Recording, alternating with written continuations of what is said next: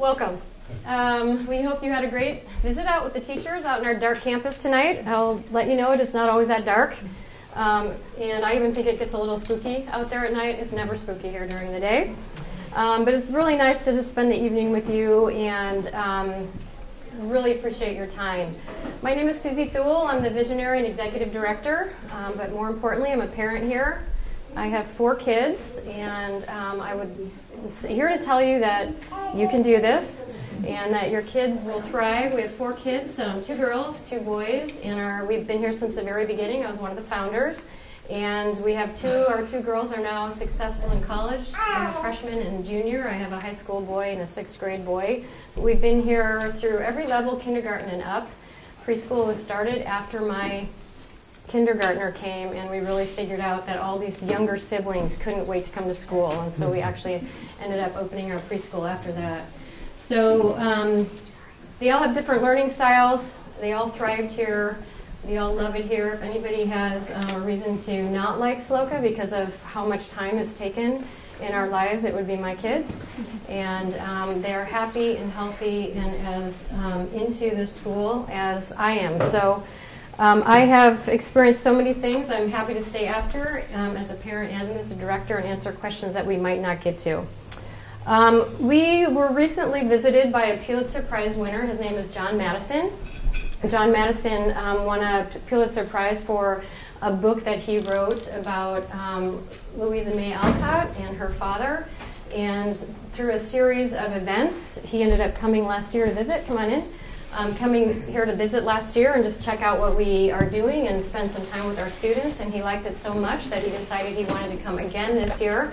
And we were at a dinner with him, about, 12 or 14 of us last week on Wednesday night, and I sat next to him, and we were just coming off of some middle school basketball games that he had gone to with us, and we were sort of talking about why SLOCA. Everyone around the table but John was a SLOCA parent, and all of them had contributed significantly to the school on the board and doing history days and all kinds of stuff.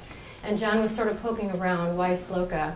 And so we were sort of talking about some of the special things about SLOCA, but what the conversation turned to really is that it is more than a special school. And one of the moms said, Susie, this school has changed the trajectory of our whole family.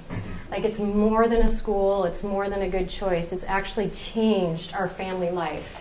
And everyone sort of nodded in agreement. This is a school that is way more than a school. It's much more powerful than just a good education. And so I'm hoping that I can give you just a little taste of that tonight.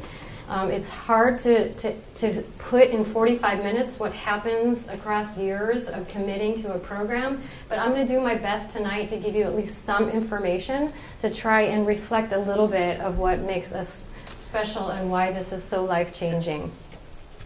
What we want to start with first is doing a little self-reflecting. I want to get to know you a little bit, and that just will help me cater what I say tonight just slightly, but really what I want to do is help you just start really thinking through before we do the rest of our program why you're here, okay? And we love story here, so I'm going to start by asking just what's your story? And if you don't like that question, you can think of it more as just why are you here tonight? And then finally, what do you dream for your children? So you've all been given a little sheet of paper, and I'm going to actually give you a few minutes to write down your answer to these questions. I'm not going to ask you to hand them in, but your answers to these questions will help you figure out if what I'm saying tonight matches with what you really dream for your kids. Does that make sense? I would encourage you, if you're with your spouse, to do it separately because the answers are not always the same. And it can be a great conversation later, kind of putting those things together. All right, I'm just going to give you about, 3-ish minutes. You just want us to answer one of those questions? You can choose whatever they're sort of all trying to get at the same thing. So whatever sort of fits the way your mind works. Yeah. Keep writing, but just to honor your time, I'm going to start again. Is there anybody, all these questions are sort of trying to get at this. Should SLOCA become a part of your family story? SLOCA is not a drop-off school, and so the way I've worded this question is actually really important. It really becomes, when you commit, it really becomes a part of your family and a way of life. And so as you are contemplating whether or not you want to be here, and we contemplate if this is a good fit for you, This is a great way in the end to sort of think about it, okay? So is there anyone willing just to share something that they wrote down?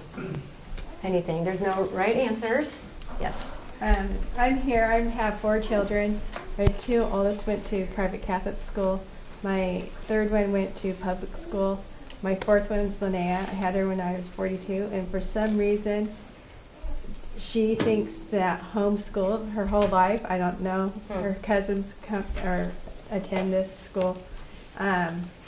She thinks this is her educational opportunity to be homeschooled. I gotcha. Great. Yeah. I wrote what I want for my children. For my children to grow up with a passion for learning, to feel supported and loved, to have confidence in their own opinions and ideas, and to share those thoughts with passion and kindness. I want my children to reach their full potential. Great. So could you hear that back there? Great. Thank you. Thank you. Anybody else willing to share? Yes. I put that I wanted to be involved in my child's education. I want to be his primary teacher, but I would like help in developing my child's education socially and emotionally, and to be a part of a community that'll help our family grow. Great. Thank you.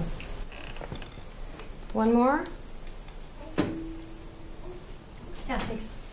My older daughter went to middle school here, and it changed her life. And I wish that for my younger daughter, too. Thanks, Erin.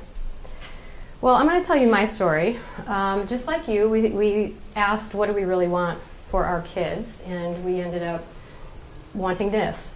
I was one of those kids, I'm guessing some of you were too, that was just sort of loved to learn. I was born with this innate love of learning, right? I think most kids are.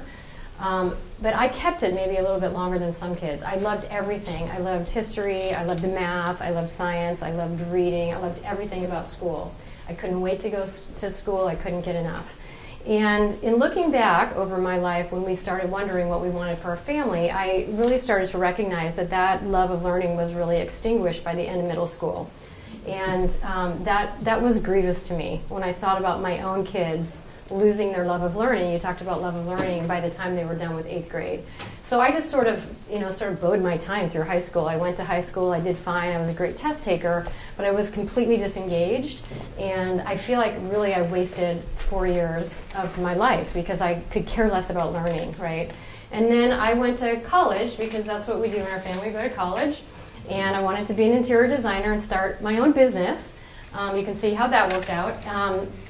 And so I had to get a college degree. So I went to college, and when I was a junior, I took my required literature courses, and I had really put them off as long as possible because I wasn't interested in literature, and I really wasn't interested in anything that would sort of expand my mind. So I took my lit classes, and I had just amazing, eccentric lit professors. And I was a psych major at that point. I had done some switching around and ended up as a major in psychology, but it was really my literature professors that reawoke my love of learning, because we were rereading these great texts, and they were teaching me to ask really big questions. They were teaching me to engage with why humans are the way they are, how do they act, how do we work together, why are we here, all sorts of big questions that I had really never thought about. And I absolutely fell in love with learning again. And they encouraged me to go on and get my PhD in clinical psychology, which I did. And there's really a connection between psychology and literature if literature is taught well, because it's all about human nature, right? And trying to figure us out and trying to grow. And so I went on and got my doctorate. And I think part of why I went is because at that point, too, I had an insatiable love of learning back. And quitting that after 2 years of just discovering it was not enough for me. So I went to 6 years full-time of doctoral school, and I got out and I started private practice. Okay, so I was in Orange County at the time, and I had a private practice that was about 25% adolescents. And I saw the kids in Orange County, not who were getting in trouble, but the kids who were doing everything right. So the kids who got, the 4.5, and the kids who were the, chair of the violin section of the symphony, and, captain of their teams, and taking all the AP classes that they could fit in, and doing all those things that kids are supposed to do to guarantee their future. And these kids were dying on the vine. They were depressed and anxious. They had no idea who they were, what they liked anymore. And I even saw some that were suicidal in that lostness. And we had just a little baby at the time. And I used to go home and say to my husband, something is wrong with the system. So my mom, my grandma were both educators. I had no desire to go into education. So I really didn't think about any answers, but I used to go home with the question, what is wrong? Why do kids have to take this heavy, heavy load, right, to sort of get a glimmer of learning, or they just hope, they take the regular classes and they hope for that really great teacher, right? And if you get a really great teacher, sometimes that's enough. But it just didn't feel right to me, and so we really started researching options. And in Orange County, there's a lot of options. And my sister was in a classical hybrid program. She and my eldest she had a son, and I had a daughter that were 3 months apart. And so we went to public school, and she put her kid in a classical hybrid school in San Diego, and within 3 months, I saw a difference. And when you see a difference 3 months into kindergarten, that doesn't set very well with you. And so I started researching classical education. And we ended up moving up here for my husband's job, and sort of really thinking through at that time what we wanted. And I remember driving away, and I said, well, maybe we should start a school. And he looked at me after getting me through my doctorate and my licensing and having our first 3 babies. He looked at me literally like I was crazy, and he said, please, can you just wait a year? And I said, yes. And I waited 1 year. And through sort of some turn of events, met the educator woman who we started the school together. But let me tell you what we decided we want. And I heard some of this in some of your answers. We really wanted, number one, to preserve the love of learning. It is our belief that with that love of learning, kids can do almost anything they want to do. They can learn whatever they want to learn. We wanted an education that was engaging. I sat in a lot of boring classes. I don't know about you, but man, history and chemistry, I mean, just no engagement whatsoever. We wanted a solid, strong education, so we didn't just want an engaging, fun education. We actually wanted our kids to be well educated. We wanted an education to matter and be meaningful. Our kids spend a lot of time in school. I mean, it's like a full-time job, and then they go home and they do homework. So if they're going to spend all this time, we really wanted those minutes to matter. Okay, we wanted an education that would prepare them for life, and that's what I really saw in my lit classes. Is that it really was beyond just the book. It started, really having application to life as I thought through who people were and what makes us tick.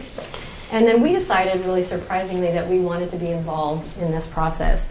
I still don't really call myself a homeschooler. I never envisioned homeschooling, but we decided in the end that this hybrid kind of hybrid model would be a great fit for us. Okay, so we decided in the end that an incredible education is worth a huge investment.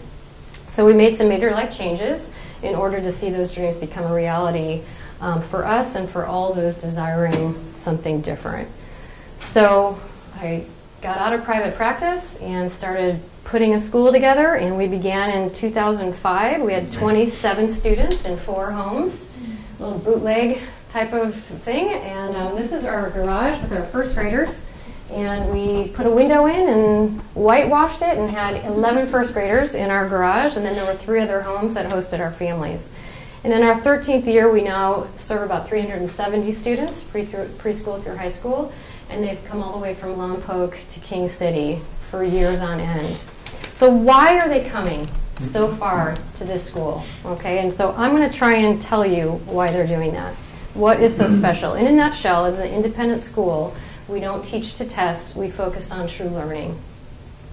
And what we call it is educating for life, okay? And what I mean by that is we're educating to make a life that is more enriching now, a life that is more fulfilling, a life that is more prepared, and really in the end, a life that is altered. And so as Aaron said up here, it changed that student's life. That is a really common story that we hear here. Our mission here is to be a community that forges character, fosters wisdom, and nurtures a lifelong passion for learning. And we continually go back to this mission over and over and over again as a staff and as a community to really be our guiding force. How do we pull this off? It's nice to have a mission statement. Everyone has a great mission statement, but you actually have to do stuff to pull it off, and here's how we pull it off. We have 3 aspects. 1 is a foolproof education, 2 is family involvement, and 3 is a vibrant community. So let's talk first a little bit about classical education. I'm going to show you a video now, and maybe we can even dim the lights a little bit more back there so you can really see it. But this is just something that we put together to try and show you a little bit about classical education, okay? So hopefully you guys can hear this too. Stay there. Stay. San Luis Obispo Classical Academy is a non-profit independent school on the central coast of California. We're a community that forges character, fosters wisdom, and nurtures a lifelong passion for learning. The students of SLOCA are gaining a reputation for their thoughtfulness, curiosity, and creativity. But everywhere we go, we're asked, what is classical education? And why does it work?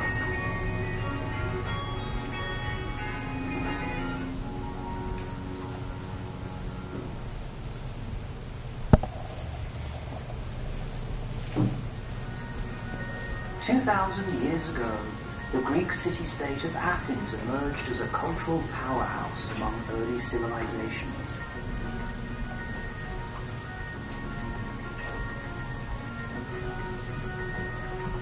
It's from this era that we see the emergence of the formal discipline of philosophy, and with it, subjects like logic, rhetoric, ethics, law, and art criticism.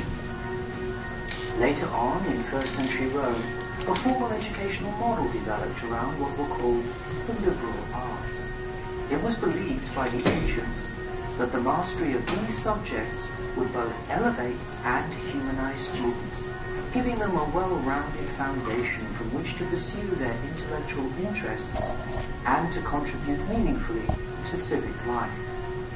Throughout the Middle Ages, Renaissance, and Enlightenment, a liberal arts education was seen as fundamental to all scholarship, whether literary, scientific, theological, or mathematical. Classics and the liberal arts started to die out in America during the Industrial Revolution, as public education emerged to keep kids safe during the day while preparing them for a life in the labor force. Instead of seeing education as an essential part of society's philosophical, moral, and cultural development, education was viewed as a means to improve earning potential in a competitive, industrialized corporate world. All around the country, leaders, experts, and educators are scratching their heads, wondering what to do about our broken education system. We believe the antidote lies in the confluence of tradition and cutting-edge educational research. Like the schools of ancient Rome and medieval Europe, SLO Classical Academy is structured on the trivium. In grades 1 through 4, students learn the basic building blocks of each subject.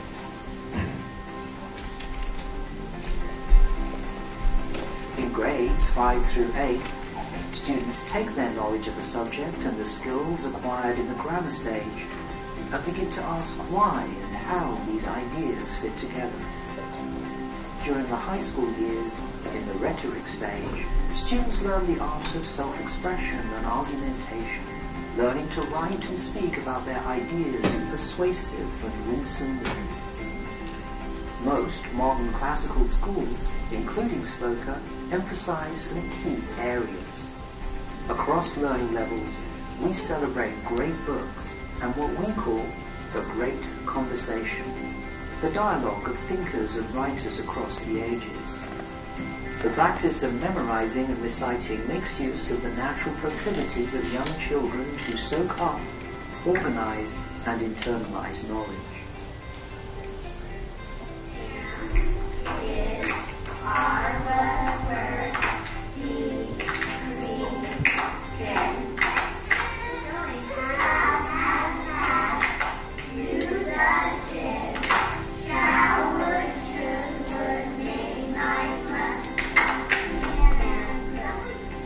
Students study Latin starting in primary.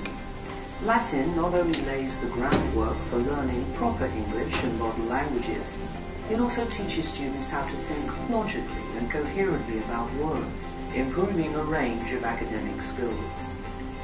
In a digital age, some believe that handwriting and cursive should be obsolete, but writing is still an important academic and vocational skill. And it also develops skills like attention to detail, pride in one's own work, and perseverance. We start in early childhood, preparing the whole body for academic success, working on gross and fine motor skills before teaching pencil grip and lettering. While we are, at our heart, a passionate school dedicated to the classical tradition, at SLOCA we like to say that we offer classical education with a twist. SLOCA has developed an innovative early childhood program for preschool and kindergarten-age children called Little Wonders. This stage sets the foundation for all that happens in the later years. Through imaginative play, gross and fine motor development, poetry recitation, and beautiful literature, children are primed to take on a lifetime of exciting learning. If there is one thing that defines SLOCA, it is the importance placed on the family as central to a child's education. Parents are involved in educating at home 2 to 3 days a week through the 8th grade. When attending our university model high school, students are also home 2 days a week for independent learning. Our structure gives families a chance to learn together, reinforcing parent-child and sibling relationships and nurturing those special bonds well into the teenage years. At SLOCA, we love to play. This is especially important in our early childhood program, Little Wonders. But we find ways to play all the way up through high school and beyond. Before the Victorian age, children were seen as small adults. They were often seen as a burden or as a means to enhance the family income, and things like play and imagination are not valued.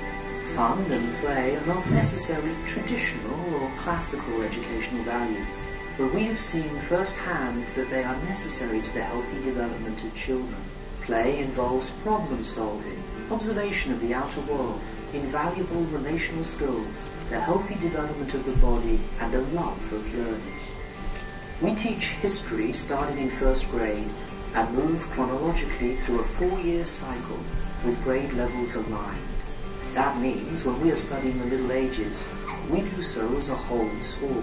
We start with the literature in the 1st grade and go all the way up to the 12th. A primary student would read the illustrated children's edition of the book. A middle schooler would read an advanced abridged version, and a high schooler would read a dual translation of the entire text. Across all levels, families are studying history and reading books together, familiarizing themselves with the foundational histories, stories, myths, and poems of Western civilization and the greater world. Unique among classical schools, we use Singapore math from 1st to 8th grade. Based on the mathematics instruction of the world's highest performing nation, Singapore math teaches not rote formulas, but analytical and concrete mathematical thinking, laying the intellectual and creative foundation for students to thrive in advanced math later on. This math program creates a bridge between the literal, concrete world of childhood and the world of abstract, advanced mathematics by emphasizing logic, symbolic thinking, proofs, concrete visualization, verbalization, and imagination. There is one element that makes SLO Classical Academy truly unique among modern classical schools.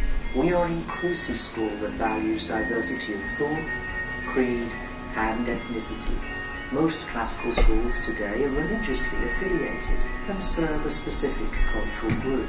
At SLOCA, while we have many families of various faiths in attendance, we believe it is valuable and intellectually stimulating for our students to be around children from diverse family cultures. World religions and political systems are explored as a part of our humanities program, and families are encouraged to practice and teach their own faiths, values, and traditions at home. This value placed on doing life together as a richly textured community teaches our students to dialogue with, befriend, and seek understanding from those who see things differently. This enriches the learning experiences of students as they together pursue what is good, true, and beautiful, and assist one another in the cultivation of virtue. It has been said that subjects like art, poetry, philosophy, music, religion, and mythology are impractical and no longer essential to today's learning experience. But the world needs classical education. Today, we have moved beyond the industrial age, and we now have a creative, innovation economy, which means that while we no longer export mass amounts of product, we have a market of ideas. The world is hungry for energetic, curious thinkers who understand how the world works and who have the confidence to think outside the box to address the numerous challenges that we face today. SLO Classical Academy addresses the realities and demands of our current world and prepares our students for life in it, all while paying honor to the wisdom of the ages.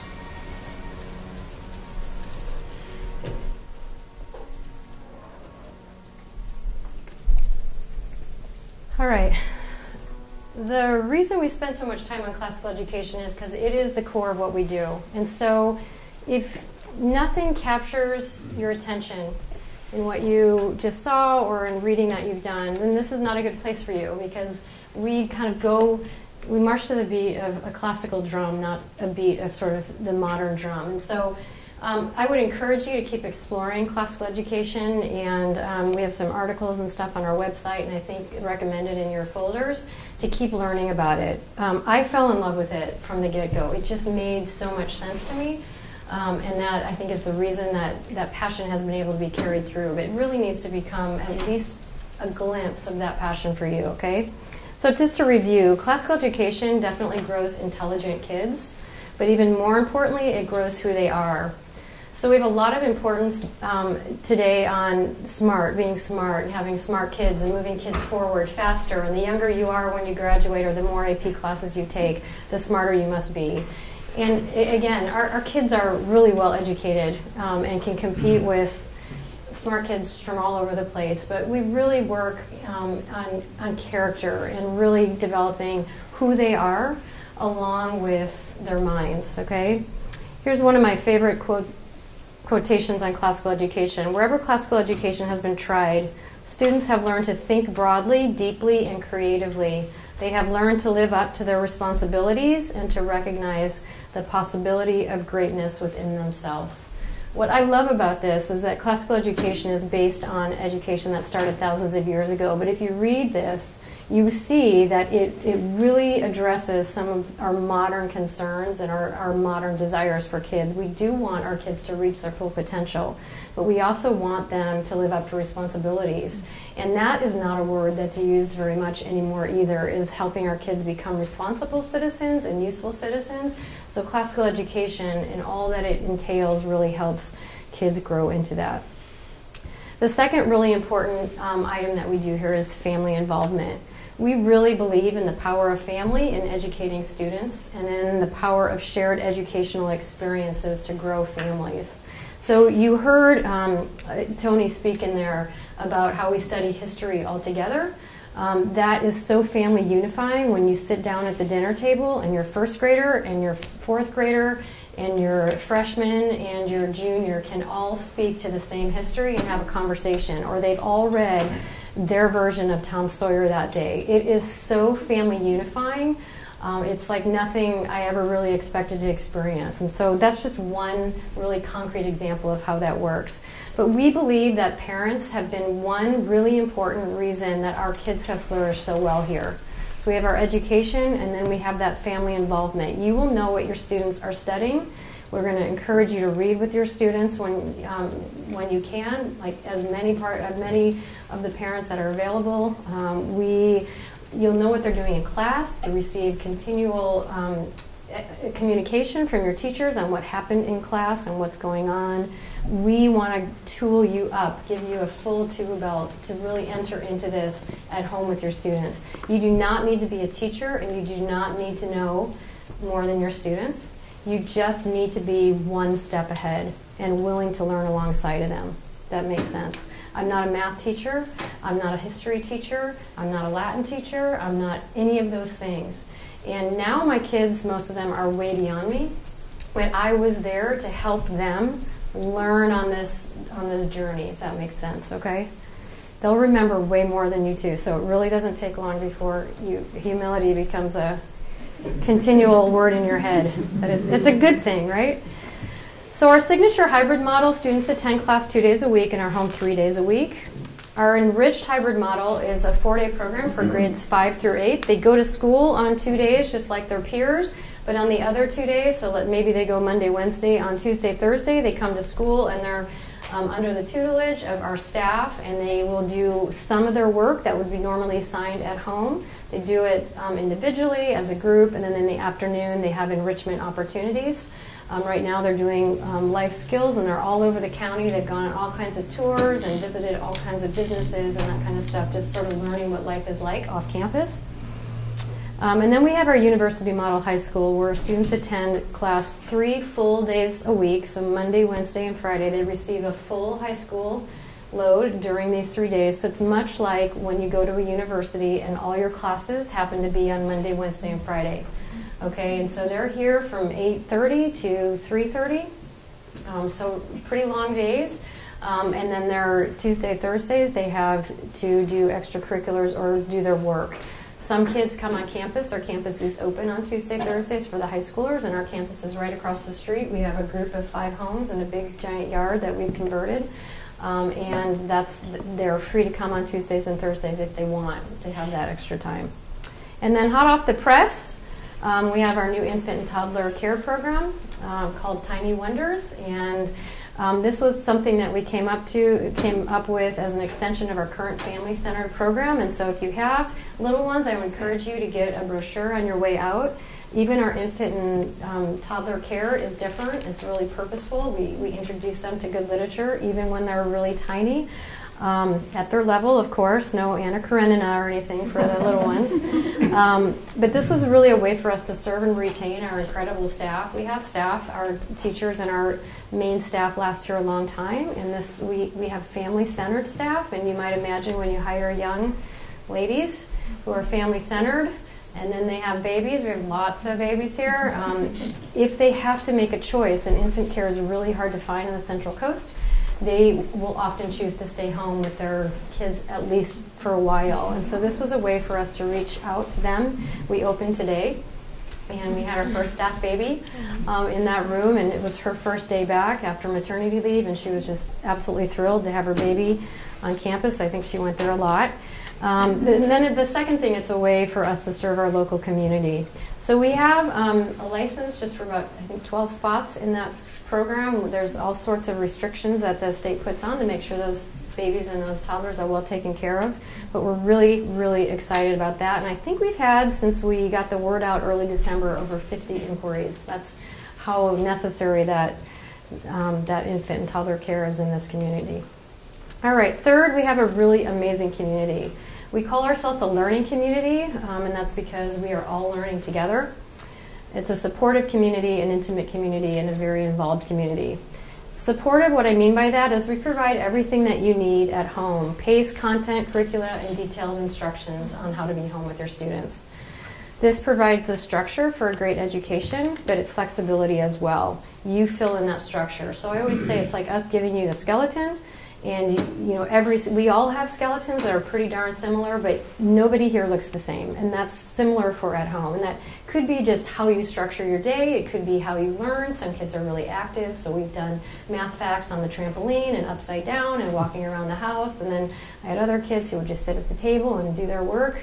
No problem, just sit there and get it done. It could be if you have a traveling parent in the home, that you do more reading on the weekends when that traveling parent can be involved. It can look lots of different ways, but we provide that skeleton and that structure. We have staff and teachers that go above and beyond. I can speak from personal experience that these teachers and the staff that we have, I don't think you're going to find it anywhere else. It completely knocks my socks off as a parent when we have a student who's struggling with something, how far these teachers will go, and they do that for everybody. We have parent training, parent seminars, parent-led classroom meetings. We have our Down Home blog. If you haven't visited that yet, if you go on our website, it will stay up in the corner. Our blog, click on that, and there's all sorts of help on there. We have regular communication from the school, and on it goes. So basically what I'm trying to tell you is that we give you everything you need to be able to do this, okay? Our school and our community is intimate. We have 16 students per class. Every student is known and a vital part of their student group. You cannot hide at 16.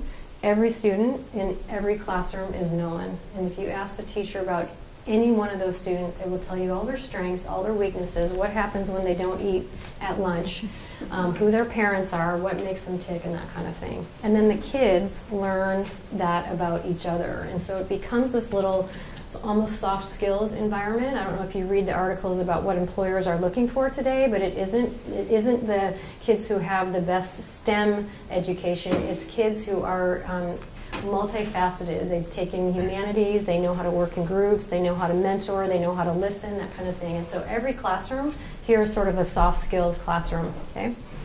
The success of every student is sought. We work really hard when a child is struggling to partner with the family and figure out what's going on and come alongside. And then you really have the opportunity as parents to get to know each other. We have one of our core values is all for one, one for all. We see you on the same team as we are on, and we encourage you to see each other on the same team, see your teachers on the same team. We can't make you get to know each other. But we provide plenty of opportunities. So it really becomes up to you how connected you want to be. Does that make sense? All right, and involved. And this is a really important, I'm going to really hopefully kind of hammer this into your heads tonight. All right? Everybody plays here. Everybody counts. Every parent is encouraged to find a place. And parents talk about how amazing it is to be in a community of such dedicated families. So we require volunteer hours. All right, 15 per trimester from a family. You do have the option to buy out of those, and financially that's helpful for us because what doesn't get done by volunteers, we have to hire people to do. But volunteers are key here. Volunteers have helped really create who we are. So every one of you has unique gifts, talents, personalities to contribute, and so we ask you to do that. It keeps our costs way down, but it also makes for a much richer and more vibrant community. So our library is a great example. Way back in the day, I had a gal who had a library degree. She's a parent. She came and said, we need a library. We're a classical school. And I said, I know. Those were the days where I was going to bed wondering how we were going to pay all our bills in the morning. And so a library was completely overwhelming to me. She said, I'm going to help. So we got some donations together, and we started with a donated library and those crates, you know, those wire crates that you put together. It's like every college person's shelving. That's what we started with. But she took over first at a volunteer basis, and she put together our library. And we've since sort of been able to finance it and upgrade it. And although it's a small library over there, every book is chosen as a quality book for your students. There's no question about whether they're going to go in there and come out with something that's not worth reading. Everything in there is worth reading.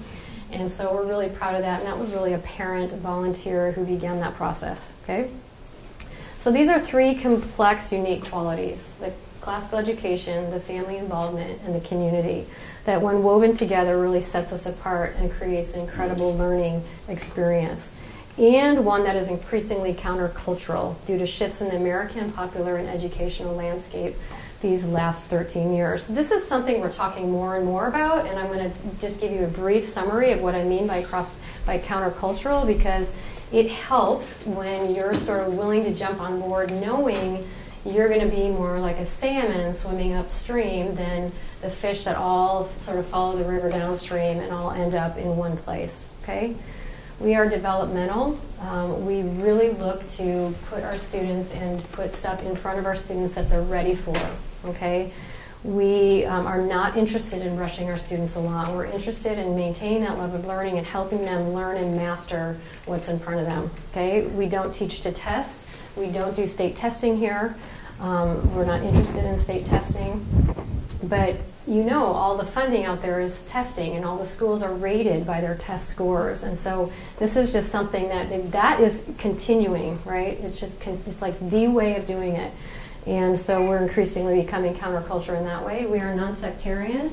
They talked about that a little bit in the video, but we really think that it's healthy and good for us to learn how to live together and learn how to be with people and develop friendships and conversation with people who don't believe exactly the same. This is not only different than faith-based schools, it's different, period. So you know the state of our politics.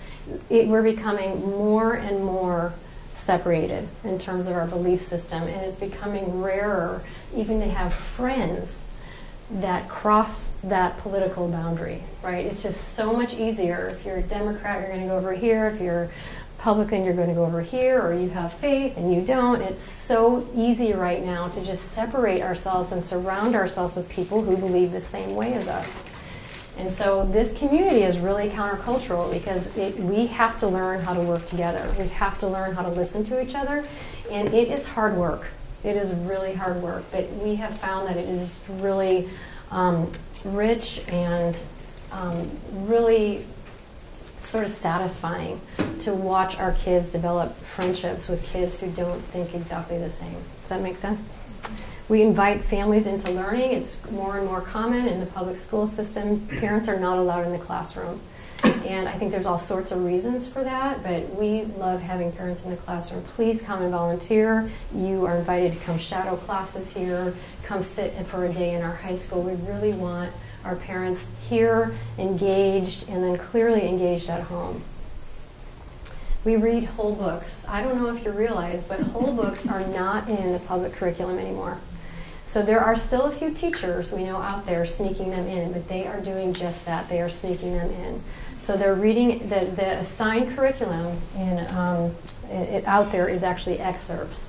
And what they have stated is they're training students to do what? Read the information that they're going to need in our tech-savvy world in the future.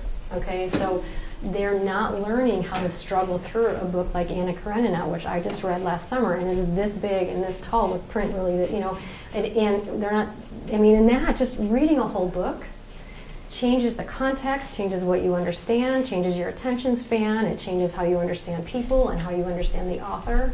And so we are really committed to whole books and real books. Actually, we don't do books online here. Lots of research to support that. We integrate subjects, and so what you study in literature will be connected with what you study in history, with what you might do in art. You saw that art. We're going through Greek mythology right now, and so all that art is connected to that. Even in math, we make connections when we can. And science, the same. They're not always perfectly connected, but they're often connected, and that integration is completely different and makes learning have meaning and connections that aren't possible. And then I put et cetera, et cetera, et cetera. I mean, we could go on and on about how countercultural we are, but that is sort of a summary. I'm going to show you one more brief video, and then we'll wrap things up here. So what's counterculture about SLOCA? At SLOCA, we've sought out the old paths to seek out beauty, truth, and wisdom. As Robert Frost put it, we're traveling the road less traveled. In a world of noise and distraction and busyness and haste, what could possibly be more countercultural than taking the time to slow down and read and ponder a great book? I think SLOCA is countercultural precisely because the wisdom and stillness in one single individual can affect a society beyond measure. Culturally, things are changing and technological advances are happening exponentially. We live in a time where we literally cannot keep up. But I think kids are being asked to do just that. They're being asked to keep up and get ahead. At SLOCA, we're taking a long view. And we really do believe that slow and steady wins the race. And so by focusing on character development through the study of great books, we think kids can develop real insight and grit and integrity and ultimately wisdom, which will help them grapple with the problems of the future that we can't even predict. We go deeper and see more profound meaning in what students are doing rather than this sort of economic immediate payoff. So I think SLOCA is countercultural because of all the wonderful connections between the subjects. So I teach science, but I get to bring in all sorts of different aspects of history, literature, even Latin and Spanish, and for me that's so much fun. And I really think for the students it's fun too. In other schools, learning tends to be more based on the memorization of simple facts, and topics are isolated. One of the beautiful things here at SLOCA is that the topics are overlapping, so they're able to feed off of each other.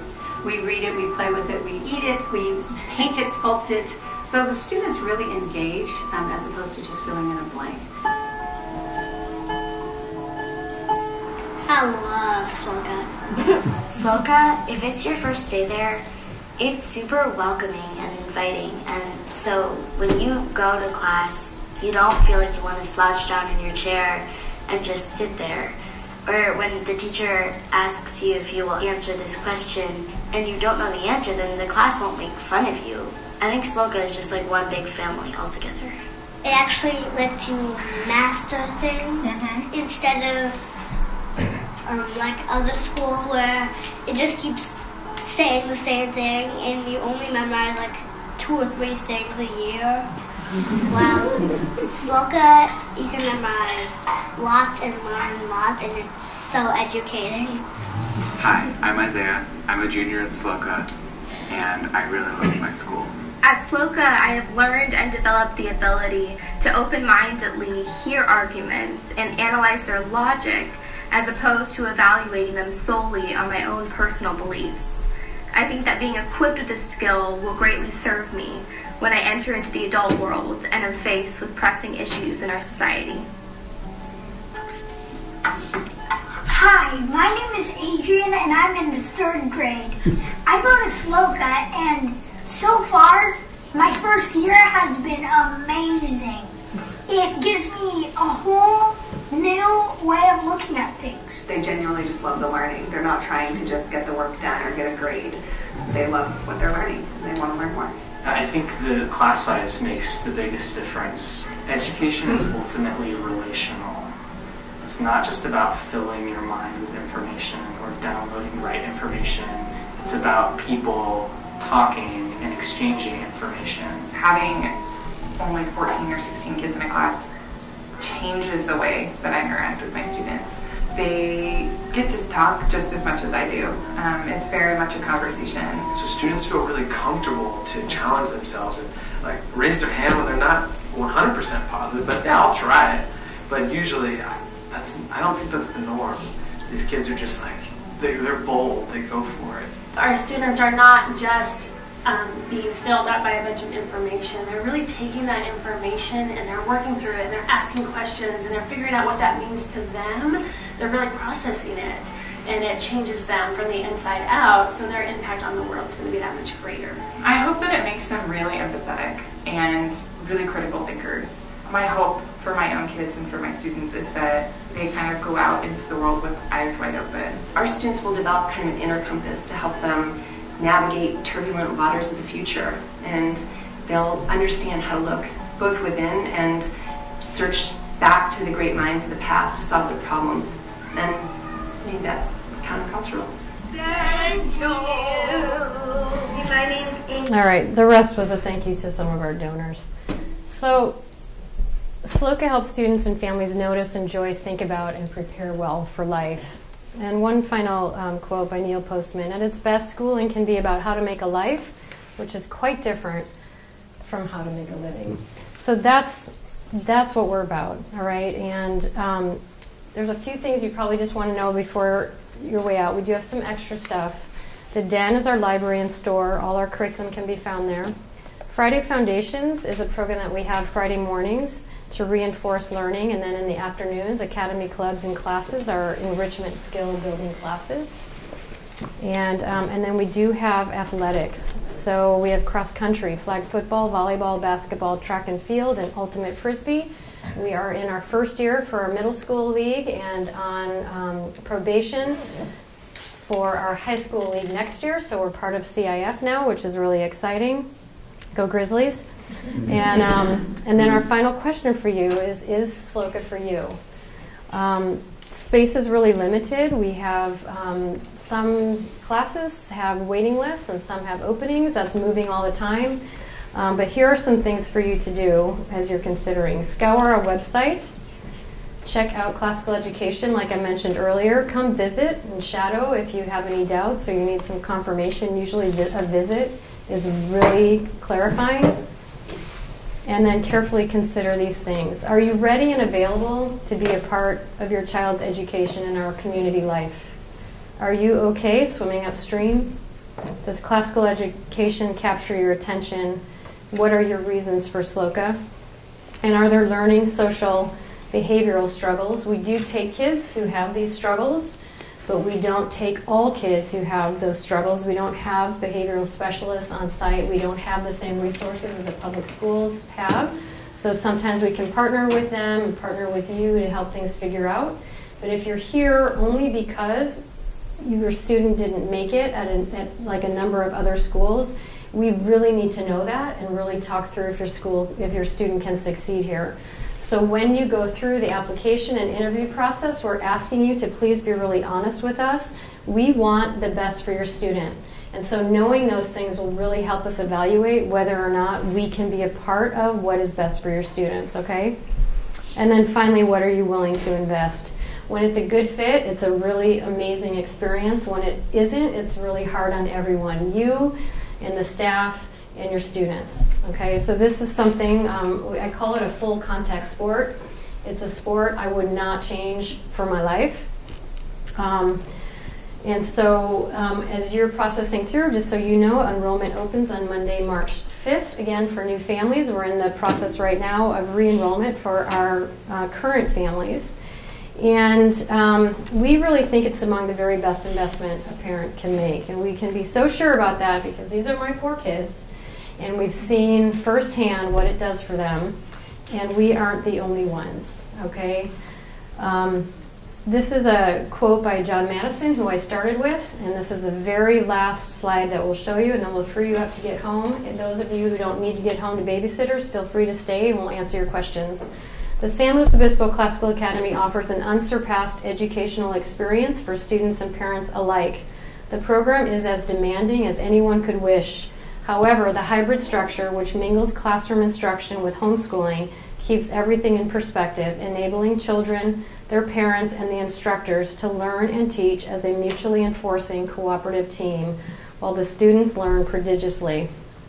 Their daily experience feels at ease and unhurried. They are valued not only for their potential, but also for who they are in the moment as kids.